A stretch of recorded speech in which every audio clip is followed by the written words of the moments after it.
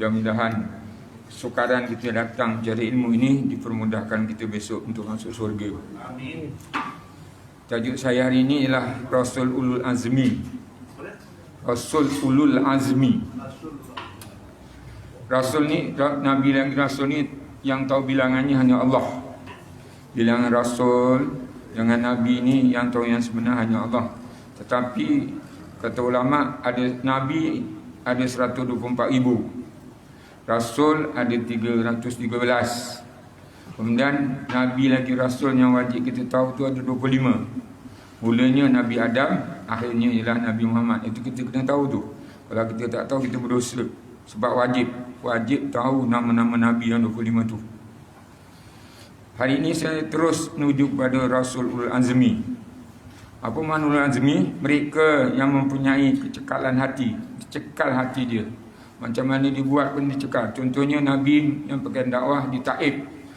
Luka-luka seluruh badan dia. Terancam nyawanya. Tapi apabila ditawarkan oleh Jibril, izinkan aku nak empat orang-orang Taif ni, aku angkat gunung ni. Kata Nabi, tak apa, sebab dia belum tahu. Kalau sekarang dia tak tahu, besok anak cucu dia tahu. Agak-agak kalau kita macam mana? Jalan kerja, tak? Jangan tunggu. Tapi dia cekal hati dia. Dan penuh kesabaran. Orang yang Nabi yang Ulul Azmi ni cekal hati, penuh kesabaran. Kita nak datang, nak pergi kita tak? Ya, aku ada tak kuliah ni hari, tak pergilah. Dengan tengok bola lah. Itu nama tak cekal. Tak sabarnya kadang-kadang dengan sebab rintihan daripada isteri atau anak, tak payah pergilah, ya dah tua, tak pergi. Itu nama tak sabar. Tapi Nabi yang Ulul Azmi dia cekal hati dia, serta banyak menanggung penderitaan, banyak menanggung derita. Dikala menyeru kaumnya kepada agama sehingga tercapai matlamat perjuangannya. Firman Allah ayat 3 surah Al-Haqqah. Fasbir kama sabar ulul azmi minar rasul. Maksudnya, hendaklah kamu bersabar sebagaimana sabarnya kumpulan ulul azmi dari rasul-rasul. Jadi kita ni hidup kena banyak sabar. Kita nak datang ke mana itu kena sabar ni. Bukan tak sabar. Kalau tak sabar kita tak pergi. Alah-alah lah, kena rumah je lah. Tapi dengan sebab kita sabar, kita datang. Ada terdapat selisihan ulama tentang Rasul Ulul Azmi. Setengah ulama mengatakan seluruh Rasul itu dinamakan Ulul Azmi. Kata ulama, ada ulama mengatakan semua Rasul Ulul Azmi, maknanya sabar. Tapi ada ulama tidak. Tetapi yang masyhur mengetahui 5 orang saja yang kita nak tahu. Rasul yang Ulul Azmi ni yang kita nak tahu 5 aja. Kerana mereka lebih menanggung tentangan kaumnya dengan lebih tekun dan sabar hingga tercapai matlamat perjuangannya. Siapa yang pertama sekali ialah Nabi Muhammad SAW. Rasul yang paling sabar sekali ialah Nabi Muhammad SAW. Sebab ditawarkan oleh Jibril yang nak angkat gunung, nak empat penduduk Taif, Nabi tak kasih. Itu dia punya sabarnya. Tawarannya begitu bagus oleh Jibril. Nombor 2 ialah Nabi Nuh AS. Nabi Nuh AS ni, dia punya sabarnya hingga anak bini dia pun tak nak ikut. Yang ketiganya Nabi Ibrahim AS. Nabi Ibrahim ni kerana apa? Bapa dia sendiri buat berhala. Padahal Nabi Ibrahim menentang menyembah berhala. Kemudian Nabi Musa AS. Nabi Musa AS ni, dia dibela oleh Firaun. Tetapi dia sendiri yang mengancam Firaun. Kemudian Nabi Isa AS. Nabi Isa ni dituduh anak yang tak satara sekarang oleh orang-orang Nasrani. Yang kelima Nabi Isa AS. Pertama Nabi Muhammad paling sabar. Nombor 2 Nabi Nuh. Nombor 3 Nabi Ibrahim AS. Nombor 4 Nabi Musa AS. Nombor 5 Nabi Isa AS. Isa binti Maryam lah. Allah telah menyatakan nama-nama Rasul itu dalam ayat-ayat berikut. Firman Allah ayat yang ke-7 surah Al-Ahzab.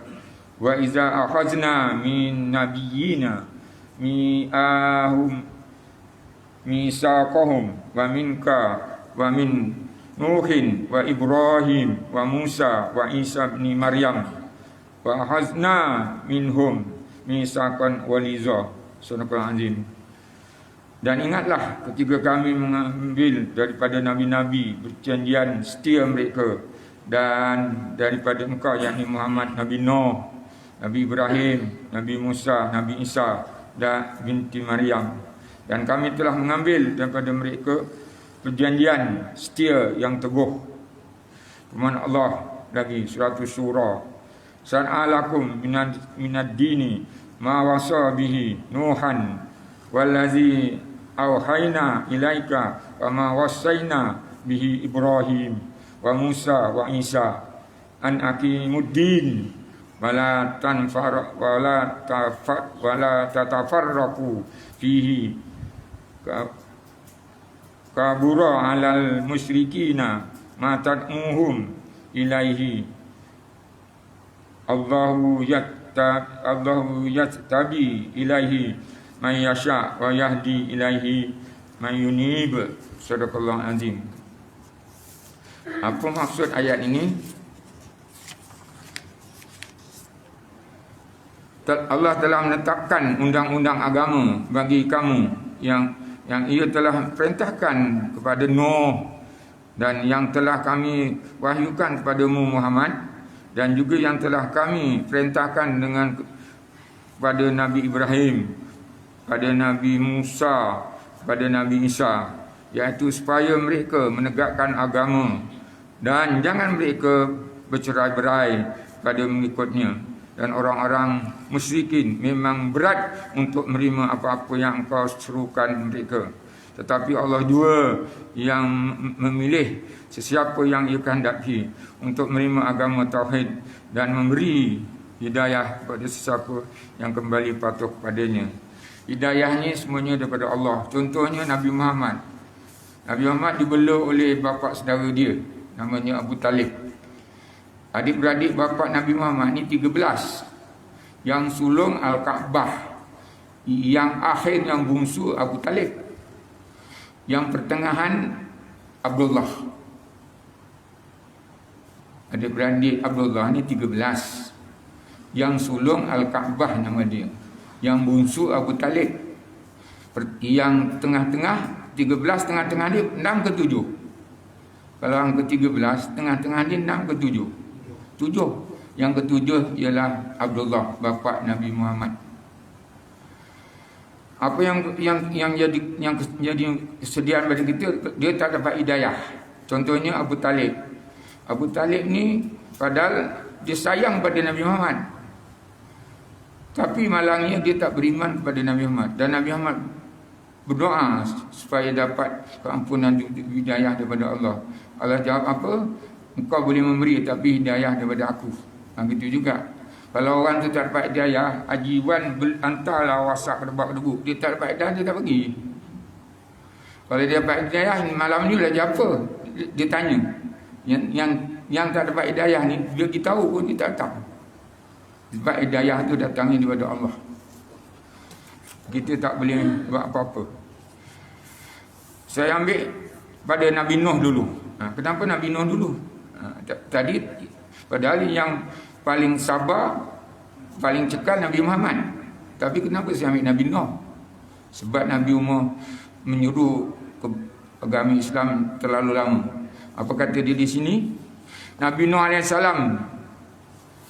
terkenal dengan sabar dia. Kesabaran dia menghadapi isteri dia, menghadapi anak dia.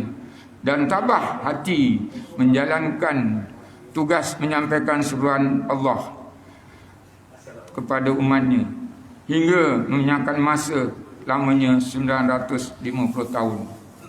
Nabi Nuh menyeru kaum dia lama dia 950 tahun. Kadang-kadang kita nak didik anak kita ni menyebut kalimah Allah ataupun baca Fatihah 2-3 kali ulang aja kita dah nak angin dah. Ni Nabi Nuh berapa? 950 tahun menjuru supaya umat dia menyembah Allah, tapi tak berjaya. Meskipun bilangan kecil saja yang menerima suruhannya, yang mengikut suruhan Nabi Nuh ni terlalu sikit. Setengah kitab kata 80, setengah kitab kata 75 orang. Tak tentu. 950 tahun menyuruh hanya yang beriman setakat 80 orang. Beliau dikatakan Adam yang kedua bagi manusia. Adam yang pertama Nabi Adam. Nabi Nuh ni dikira Adam kedua. Kenapa Adam yang pertama? Sebab tu Nabi Adam. Yang dan yang kedua ya Nabi Nuh. Sebab apa? Zuriat zaman-zaman itu dah mati. Kerana beliau bapa bangsa dari generasi kedua setelah Allah menghapuskan bumi ini daripada dosa syirik dan mungkar. Beliaulah yang menyelamatkan sebahagian makhluk daripada terhapus di muka bumi ini. Mana yang selamat? Yang naik kapal Nabi Nuh itu selamat. Anak dia sendiri mati, isteri dia sendiri pun mati. Ya. Yang selamat hanya yang naik kapal Nabi Nuh. Nombor 2, Nabi Ibrahim. Beliau sanggup mengutamakan kepentingan dirinya dan anaknya yang disayangi kerana menegakkan agama Allah. Nabi Ibrahim mengutamakan kepentingan dirinya dan anaknya yang disayangi kerana menegakkan agama Allah. Siapa anak dia? Nabi Ismail untuk disembelih. Tapi Allah Ta'ala gantikan dia dengan kibas. Nabi Ismail nak disembelih dengan izin Allah. Allah Ta'ala perintahkan malaikat Jibril gantikan dengan kibas. Bila gantikan dengan kibas disembelih, Ismail yang selamat. Kemudian Nabi Ibrahim berdialog dengan anak dia. Nak, ayah dapat mimpi suruh sembelih kau pada malam 8 Zulhijjah. Pada malam 9 Zulhijjah dapat lagi. Kata anak dia, jalankan ayah, itu perintah Allah. Agak-agak kalau kita macam mana? Nak kena. Bapa dah gila. Tapi tak sabar. Itu dia. Beliau bangkit menentang kezaliman. Nabi Ibrahim ni bangkit menentang kezaliman apa? Kerana Nabi Ibrahim menyuruh kepada beriman kepada Allah, tapi bapa dia sendiri buat patung untuk disembah, buat berhala. Menghapuskan percayaan karut dan penyembahan berhala. Bapa tukang buat berhala, Nabi Ibrahim menghilangkan percayaan karut menyembah berhala. Bertentangan antara ayah dengan anak. Walaupun terpaksa berdepan dengan Raja Namrud yang kejam pada masa itu. Raja Namrud yang buat berhala, bapa dia sendiri yang menyuruh menyembah Allah, Nabi Ibrahim. Hingga beliau dibakar hidup-hidup dan dalam timbunan api yang besar. Tetapi dengan pertolongan Allah, api itu tidak memberi apa-apa kesan buruk kepadanya. Beliau juga dikatakan bapa agama dan bapa mujahidin. Kenapa? Sebab beliau insan yang mula-mula berjihad fi sabilillah dan menegakkan agama Allah. Nabi yang pertama sekali berjihad ialah Nabi Ibrahim. Jihad dia apa dia? Dia sanggup dibakar oleh Raja Namrud. Sebab apa? Raja Namrud malu berdebat dengan Ibrahim, dikalah. Ya. Puncanya dalam buku-buku agama itu sudah ceritakan, semasa nak mengadakan pembakaran itu, semua kepala-kepala berhala dah tanggal.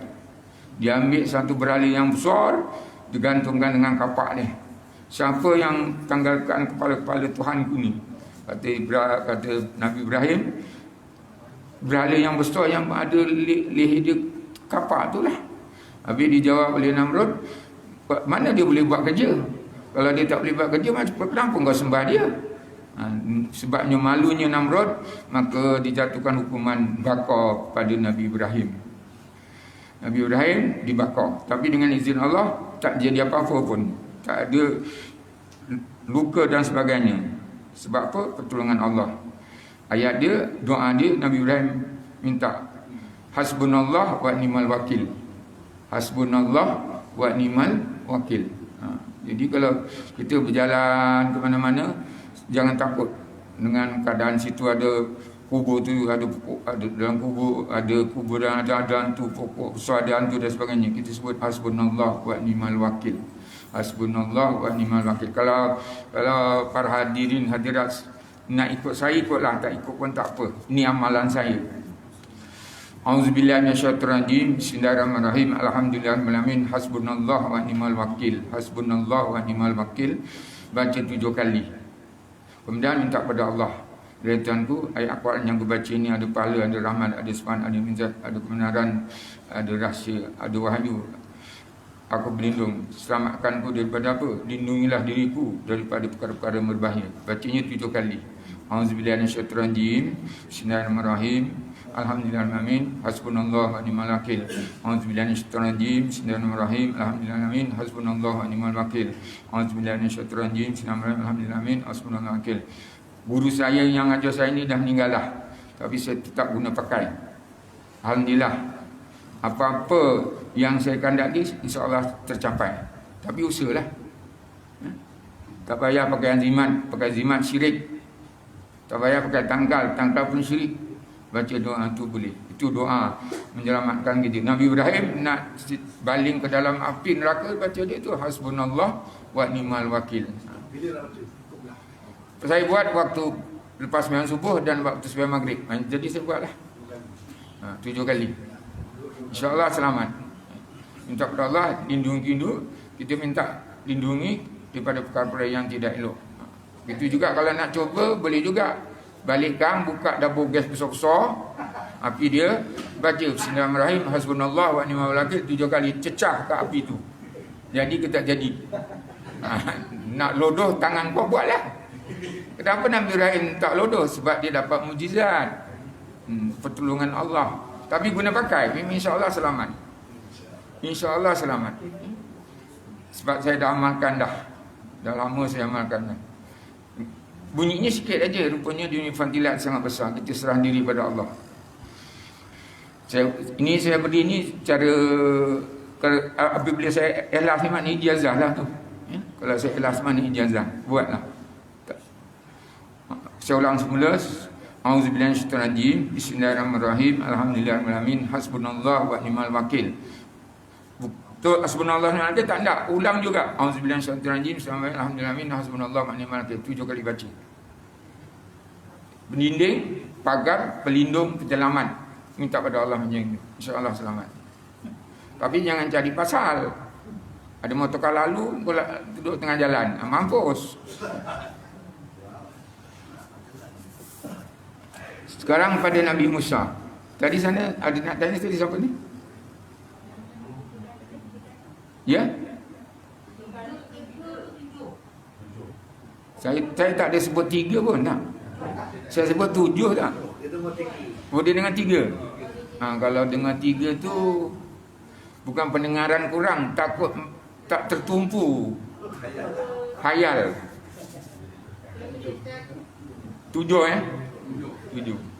Sebab apa Nabi banyakkan atuk dia ulang 7 kali. Dia 7 kali.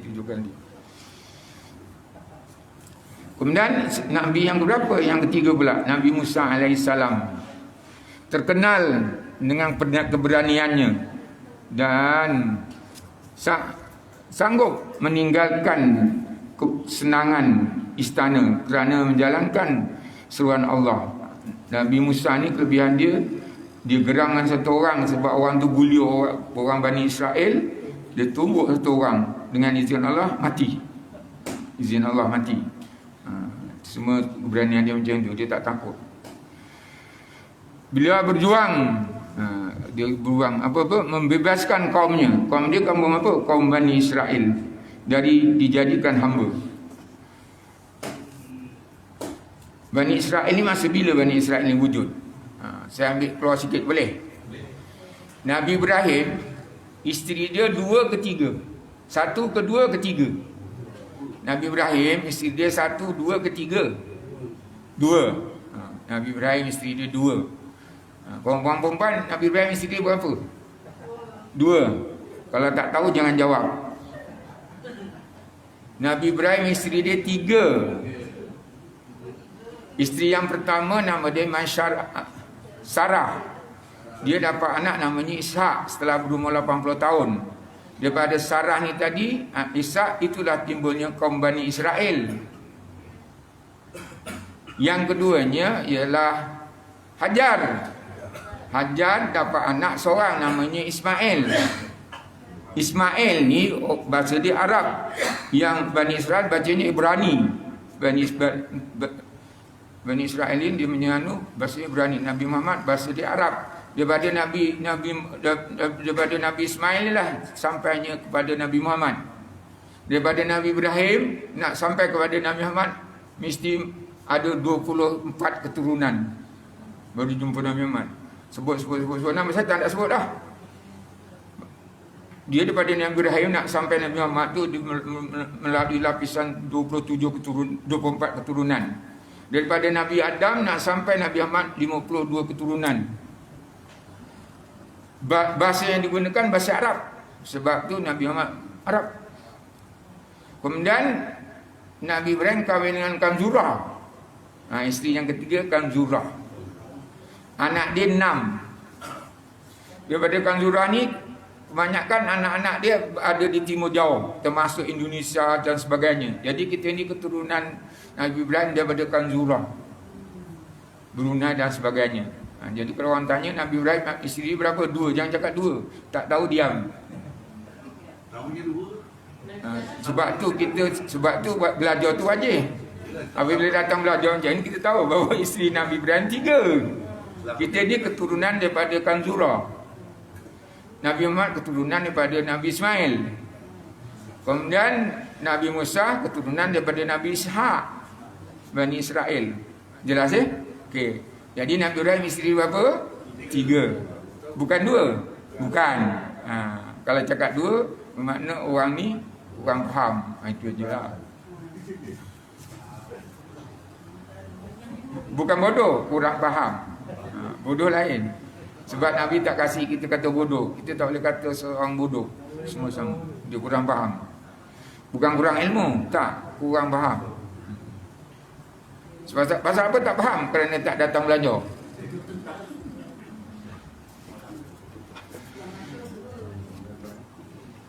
Berapa anak Kanzurah? 6. Kita ni daripada itulah. Daripada bagian timur kita ni. Jadi kalau disusul-susul kita ni daripada Nabi Ibrahim jugalah keturunan dia. Tapi isteri yang ketiga.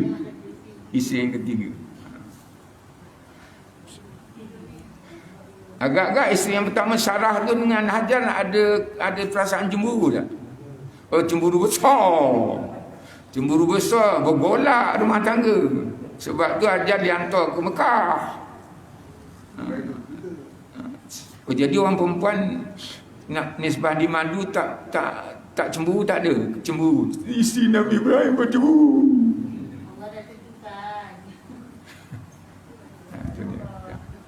Jadi cemburu tu orang dah tentukan. Bukan ikut nafsu. Habis. Itu dia tu tanya ya. Jadi isteri Nabi Ibrahim berapa? 3. Bukan 2. Alhamdulillah. Kan dah untung kita belajar, kita dapat ilmu. Kalau kita tak datang tadi, tahu 2 je. Sarah dengan Hajar. Dia masuk yang keberapa pula ni? Yang ke Nabi Musa kan? Nabi Musa alaihissalam terkenal dengan keberanian dia, sanggup meninggalkan kesenangan istana kerana menjalankan suruhan Allah. Beliau berjuang membebaskan kaumnya Bani Israel. Jadi dijadikan hamba oleh Fir'aun. Fir'aun ni Bani Israel, kaum Nabi Musa ni jadi hamba Fir'aun. Dikasih makan aja, sebab tu kerja lain tak ada. Dan bertuhankan Fir'aun. Kemudian dia suruh bertuhankan Fir'aun. Bila menegakkan sistem zakat kepada Bani Israel. Siapa yang menegakkan sistem zakat? Yang pertama sekali ialah Nabi Musa. Apa yang ada pada Nabi Musa ada pada Nabi Muhammad. Sebab tu orang-orang Bani Israel kata dia, azan ni sebenarnya zaman Nabi Musa dah ada azan. Dah ada azan dah. Kemudian ada iqamah zaman Nabi Musa dah. Kemudian di situ ada labbaik Allahumma labbaik, itu pun zaman Nabi Musa dah ada. Terus diguna pakai pada Nabi Muhammad sallallahu alaihi wasallam. Dan doa tu pun zaman Nabi Musa, tapi sekarang itu pun guna juga. Jadi ada 5 yang berlaku pada Nabi Musa, kita lakukan daripada ikutan ajaran Nabi Muhammad sallallahu alaihi wasallam. Doa azan. Kemudian takbir, labbaik Allahumma labbaik. Itu semua kerja iqamah, semua tu daripada Nabi Musa. Kemudian Nabi Muhammad dia ajar pada kita. Apa makna doa tu?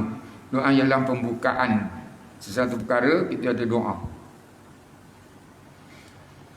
Apa di sini lagi menyebut di sini ialah hambanya dijadikan hamba dan bertuhankan pada Firaun. Beliau menegakkan sistem zakat Nabi Musa kepada Bani Israel dan menyusun ekonomi Islam pada masa itu. Di zamannya berlaku keingkaran. Siapa dia yang tak zakat? Qarun. Itu kita juga katakanlah kita gali-gali barang, gali-gali tanah, tiba-tiba jumpa duit. Ini harta karun. Bukan harta karun. Karun dah kojol lah zaman tu. Yang tak ada zakat ni siapa? Qarun. Terhadap sistem zakat, orang yang pertama ingkar ialah Qarun. Padahal dia kaya, tu pun yang menunjukkan Nabi Musa. Qarun ni dia ada sepupu Nabi Musa. Qarun ni sepupu Nabi Musa. Dia tu susah, sembahyang selalu tak datang. Kata dia, kenapa kau tak datang Qarun? Macam mana aku nak datang? Kain aku selai pakai duk laki bini. Jadi bini aku pakai, aku tak datang. Kalau gitu dia ajar cara buat emas. Rupanya emas ni asalnya daripada air, dia ajar oleh Nabi Musa. Qarun pun pandai buat emas. Dan buat emas sehinggakan kunci dia dipikul beberapa belas orang kan. Cerita dia macam tu. Apabila dia zakat, dia kata itu aku punya usaha, pasal aku kena zakat. Air ni Allah Ta'ala datangkan, terbalikkan bumi tadi, terlokok Jahanam. Jadi kalau apa gambaran pada sini? Kalau kita dah ada rezeki melebihi daripada harga zakat, kita kena zakat lah. Kalau pada Malaysia ni, saya keluar sikit, di Johor ni zakat dia emas 85 gram lah. 85 gram ke atas kita kena zakat lah. Sekarang 1 gram emas, kalau tak salah saya, RM272.999. Itu nama emas merah, dipanggil emas 10. Emas 10 tu harga dia sekarang RM272. Tapi 916 harga dia 260. Kenapa saya mesti tahu? Sebab saya cukup kepala budak yang baru lahir, umur dia 7 hari, rambut tu saya timbang dan dinilai dengan nilai emas. Kemudian disedekahkan pada fakir miskin. Apa tujuan dia? Supaya besok budak ni tak kedekut. Itu tujuan ni, melatih dia tak kedekut. Bila? Kanak-kanak setelah berumur 7 hari. Dulu Haji masa umur 7 hari, ayah ada cukur tak? Ada cukur? Mana kau tahu, kau pembohong. Kalau ada gambar betul. Itu disuruh tu, dicukur, kemudian rambut ditimbang, dinilai dengan emas, sedekahkan pada fakir miskin. Minta pada Allah. Ini doa dia 4 aja. Siapa ada anak besok, cukur. Agak-agak ada anak kecil lagi tak? Kalau tak, apa salah? Boleh ingat perempuan tak boleh tak? Agak-agak dah putus ke? Dah putus head? Jangan cakap putus head. Nak sarah 80 tahun mengandung lagi. Oi. Anak tadi kata Rasulullah diazankan, saya keluar sikit lah. Anak yang baru lahir, hendaklah diazankan dia, diiqamahkan dia, kemudian ditahnikkan dia. Jelas. Pada hari ke-7 dicukurkan dia, kemudian ditimbang rambutnya, dinilaikan dengan emas, disedekahkan pada fakir miskin, dan dicukur, disembelihkan kambing. Ini akikah. Kalau anak lelaki 2 ekor kambing, kalau anak perempuan 1 ekor kambing. Itu paling minimum. Selotnya unta, 1 ekor unta ataupun 2 ekor unta. Itu saranan Rasulullah. Apa sebab dia cukur? Sebab Nabi sendiri cukur kepala cucu dia Hasan dan Husin.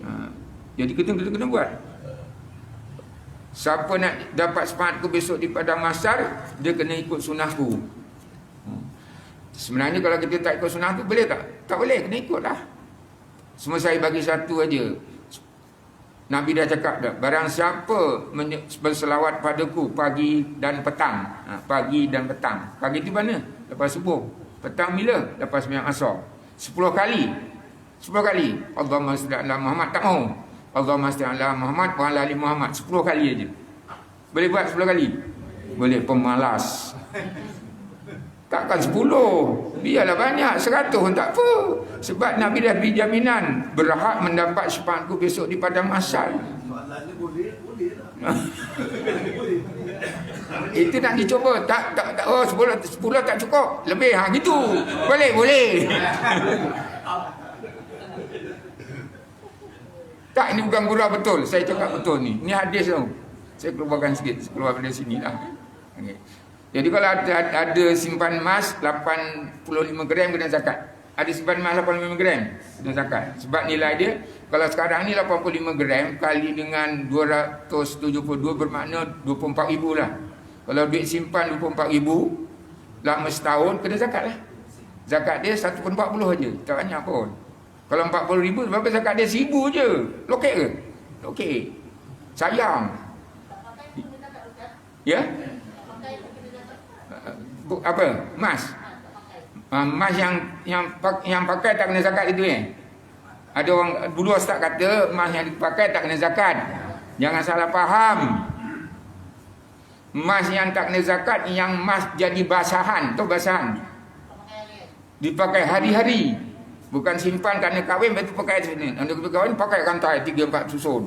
Gelang kau pernah. Pakai simpan balik itu zakat. Yang tak kena pakai, katakan pakai cincin dipakai ataupun rantai sentiasa dipakai, itu tak kena zakat. Kalau pakai sekali-sekali nak nunjuk, kena. Namanya perhiasan. Jangan salah faham ya. Yang tak kena dipakai hari-hari.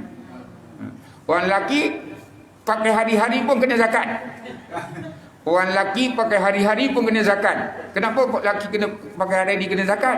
Sebab lelaki pakai emas haram. Jadi kalau pakai pun kena zakat. Minta maaf lah, ini hukum. Saya tak boleh tolak ansur. Siapa pakai emas tetap haram. Kalau dia sembahyang pakai cincin emas kan, dia pakai cincin emas. Pakai. Tapi dia nak sembahyang. Sembahyang pakai juga. Sembahyangnya sah ke tak sah? Sembahyangnya sah ke tak sah? Tak sah? Sah. Tak sah sembahyang pakai cincin emas, tak sah. Dia makan cincin emas, sembahyang dia pakai cincin emas, tak sah.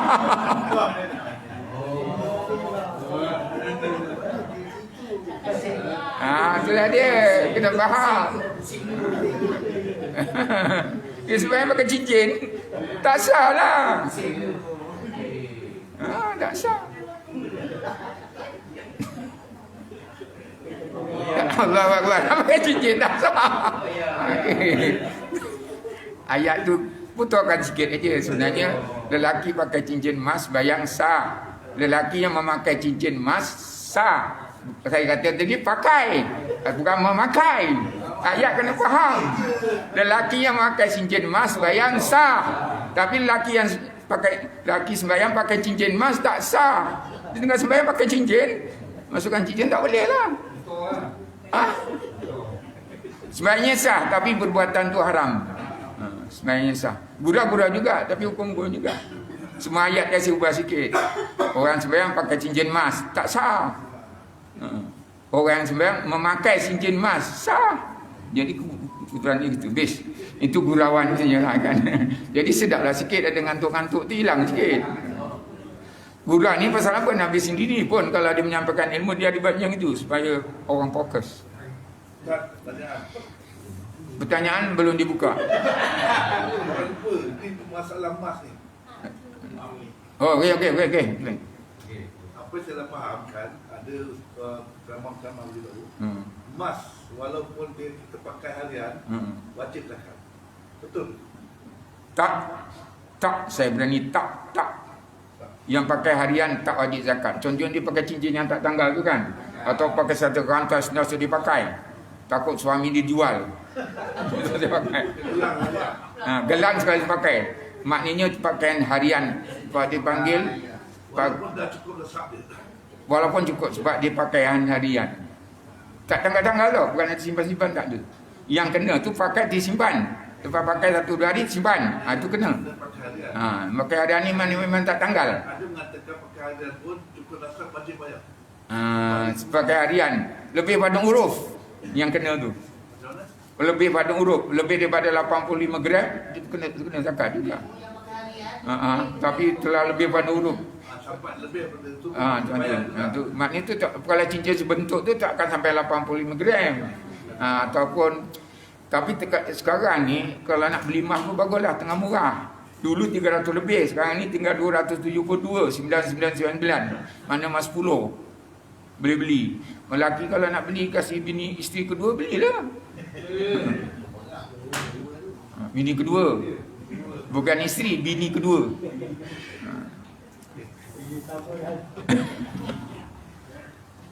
Mana hilang? Sampai mana tadi? Saya pun hilang, tak tahu. Nabi Musa tadi. Oh, Nabi Musa. Dia tadi menegakkan sistem zakat, tapi yang melawan ialah sepupu dia sendiri. Qarun tu sepupu Nabi Musa. Dia ajar buat emas. Emas tu asalnya daripada air. Apa dia punya doa pun kita tak tahu. Semuanya asalnya daripada air. Semuanya asal daripada air.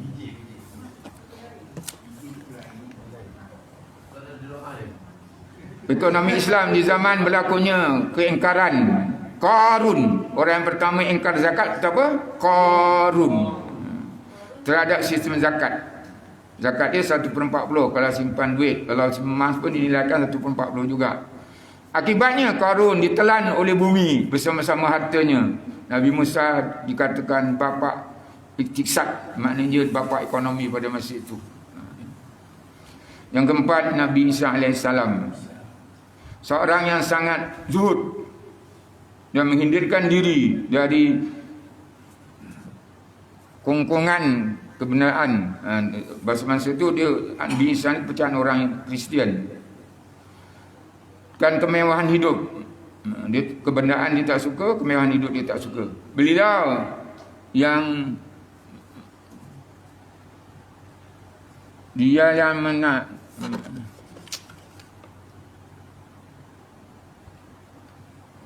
dialah yang mengundang ahli kitab dari Bani Israel kerana kefasihan dan kearifan mengulas intisari kitab suci Taurat.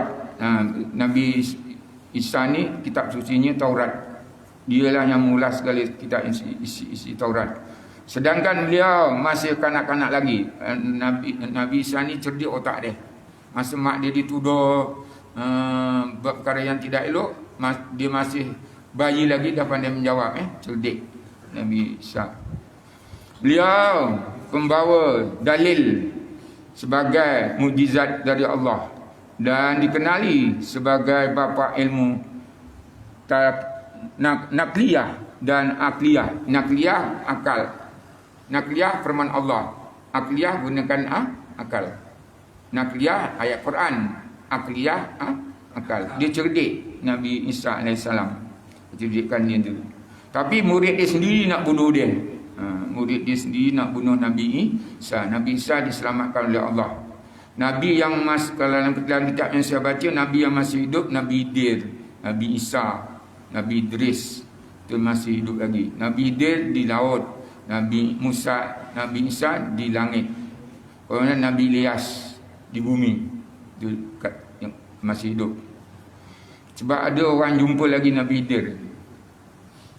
Yang kelima ialah Nabi Muhammad SAW, penamat Nabi-Nabi dan Rasul. Nabi Muhammad Nabi yang terakhir. Tidak ada Nabi selepas Nabi Muhammad. Semua kat Selangor aja ada Nabi baru. Baginda bapa segala rahmat. Rahmat yang turun diberi oleh Allah kepada kita ialah zaman Nabi Muhammad SAW. Saya tengok jam tadi, daripada tadi pukul 6 suku. Rupanya jam tu tak bermain. Daripada tadi 6 suku je. Dah 8.17, dah isyak dah. Sekarang 8.18. 8.18 isyak ni. 1 minit tu pertanyaan dibuka.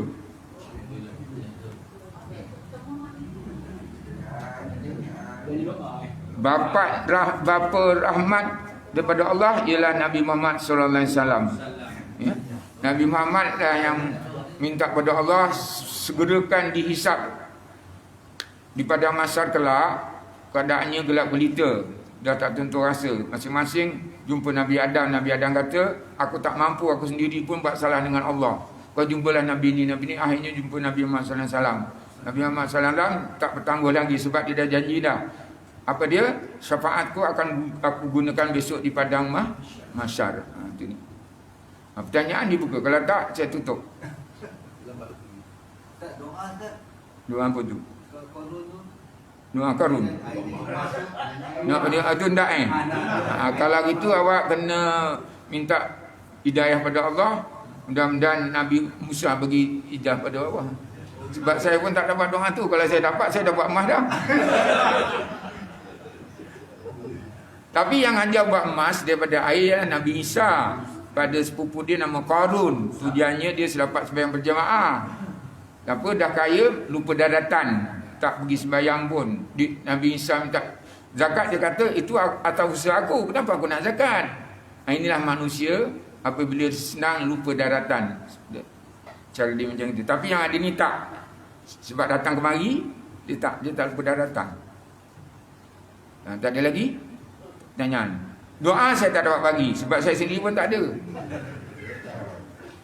Yang diajar oleh Nabi Isa AS. Semua kita pegang di sini bahawa Nabi Muhammad segala rahmat diturunkan oleh Allah zaman Nabi Muhammad SAW. Macam-macam rahmat diturunkan. Ya. Tapi kalau nak rahmat hambali kena pergi Pahit Samsu. Sudah ada rahmat hambali. Nama orang. Siapakah yang Allah Ta'ala turunkan rahmat? Segala-galanya ialah Nabi Muhammad SAW. Dia bapa ilmu, iktisad, kekayaan, kemudian daulah, kemudian ijtima'. Nabi Muhammad banyak himpunan daripada sifat-sifat yang terpuji. Nabi Muhammad Nabi yang terpuji. Sebab dah ya. Belum lagi.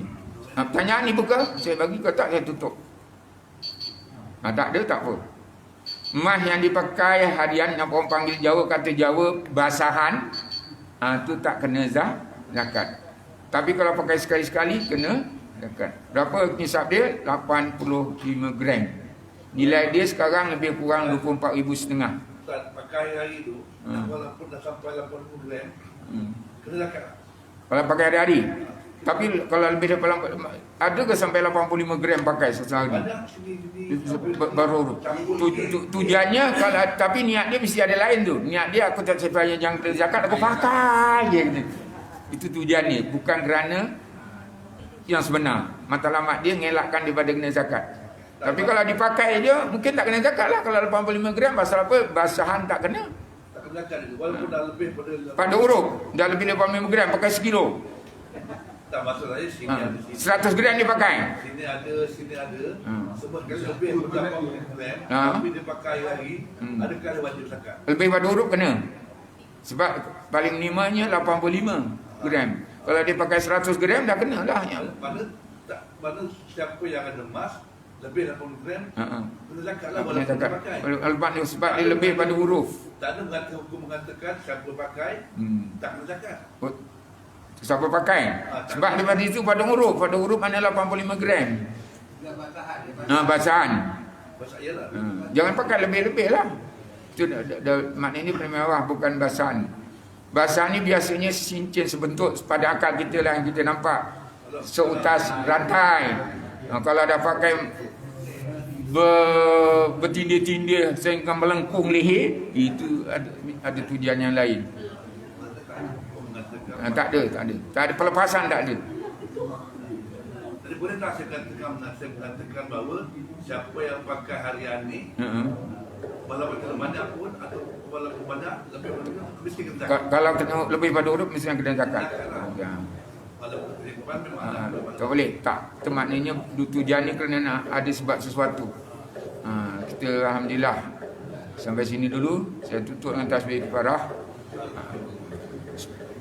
Subhanakallahumma bihamdika asyhadu an la ilaha illa anta astaghfiruka wa atubu ilaik. Bismillahirrahmanirrahim. Wal 'as innal insana lafi khusr illa alladziina amanu wa 'amilus shalihat wa tawassaw bil haqq wa tawassaw bis sabr. Maaf lahir batin sekiranya tersinggung. Assalamualaikum warahmatullahi wabarakatuh. Tapi hari saya suka sebab suasana hidup.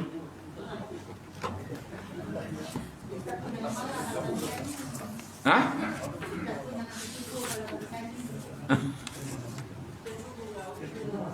Sebab tu saya minta maaf tadi kalau tersinggung.